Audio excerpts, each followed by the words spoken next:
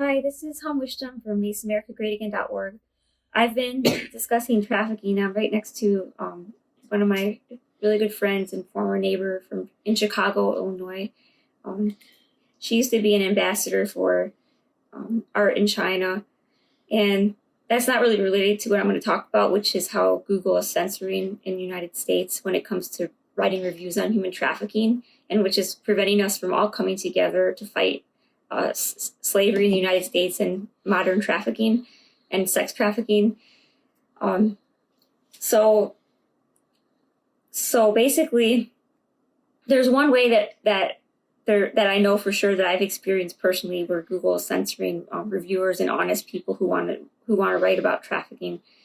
Um, it's really sad because I went to a coalition on trafficking, and a man who was trafficked from India talked about how we could all come together on Facebook and Google, and our voices could be heard if we wrote together about the facilities and places that traffic.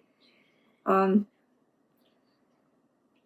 my friend's a little sick, and she doesn't want to be in the video. But anyways, the the heartbreaking part about trafficking, I would be crying if I hadn't already cried before making this video, is that when a lot of trafficking facilities they have a false business front, like when they deliver pizza and tacos, they're not really delivering pizzas and tacos, they're delivering humans to a door, and a lot of them are caught in a sex slave industry. And even massage parlors, it's people from other countries that are brought here, and they're not really they have a fee they pay, like a $80,000 that they owe the person who sponsored to bring them into the United States, and then that person can abuse them by threatening to get them arrested or lie about them to authorities if they don't do whatever that person wants them to do. And when, as consumers, like there's hints we can see those businesses, and I've actually tried writing about a few places that I knew, or like even government institutions that I knew were doing things that were involved in trafficking, and added to the problem instead of stopped it, or they were actually helping the traffickers or trafficking facilities. And when I started writing reviews on Google, I thought Google was one of the most open review sites, and I believed in Google. I thought the future was for everybody to write about their reality in different fragments, and we can share everything. And it was going to be the future of media, where media was just going to be we the people. It wasn't going to be the news or any corporation that was trying to feed us something that they want us to believe. It was going to be everybody coming together with different voices and uniting. But my reality was shaken and shattered because I realized that a few years ago, when Google had all those algorithms for China and they were being criticized and sued in Europe by the European Union, and there was several lawsuits. I didn't follow them, but I followed Google because I had a few shares in Google for a while, and even I don't care if my shares went down. I would rather have free speech and no censorship than higher shares in Google. But what happens is Google has an algorithm that automatically classifies any review that is unrelated to the business that they're reviewing as false.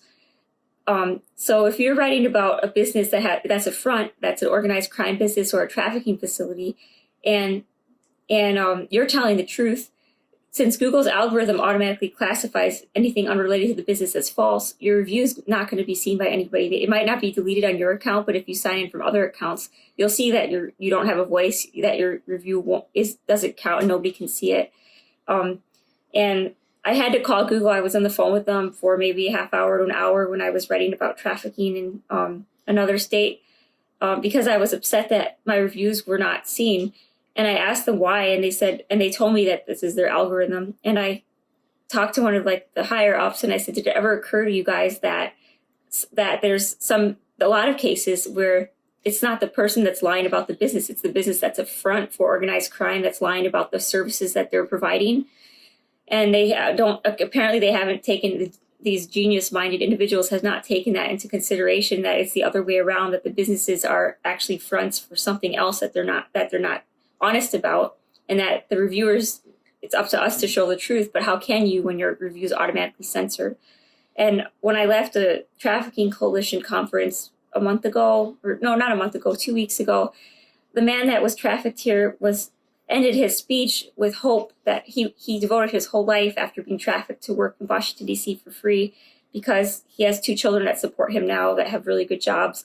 And he feels very passionate about fighting modern day slavery. So do I. And he ended it with saying that we could all come together and tell and write on Facebook or Google about things we see wrong that are going on every day when we go into businesses, or things that we suspect might be shady and related to human trafficking or sex trafficking.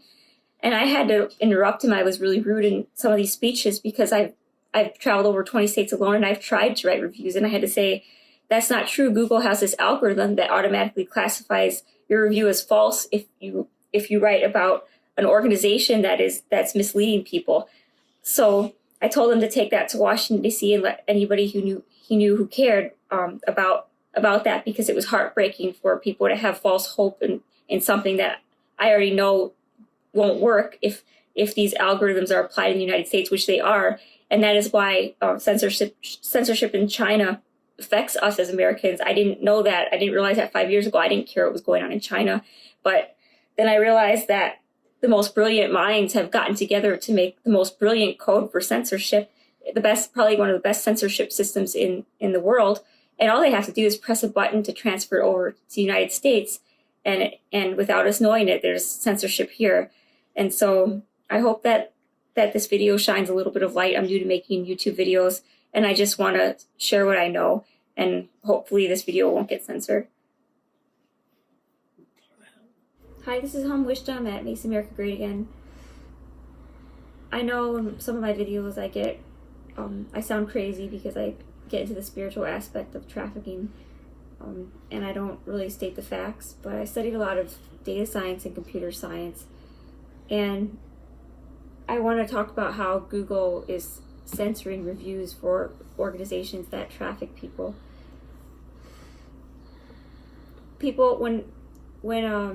When Google was first getting sued because of the censorship that they were doing in China, I thought, how does that affect me? Because it's across the world and it's in another country. They're not censoring here. But then I realized that some of the greatest minds have all collaborated together they already have written the code for some of the best censorship in the world.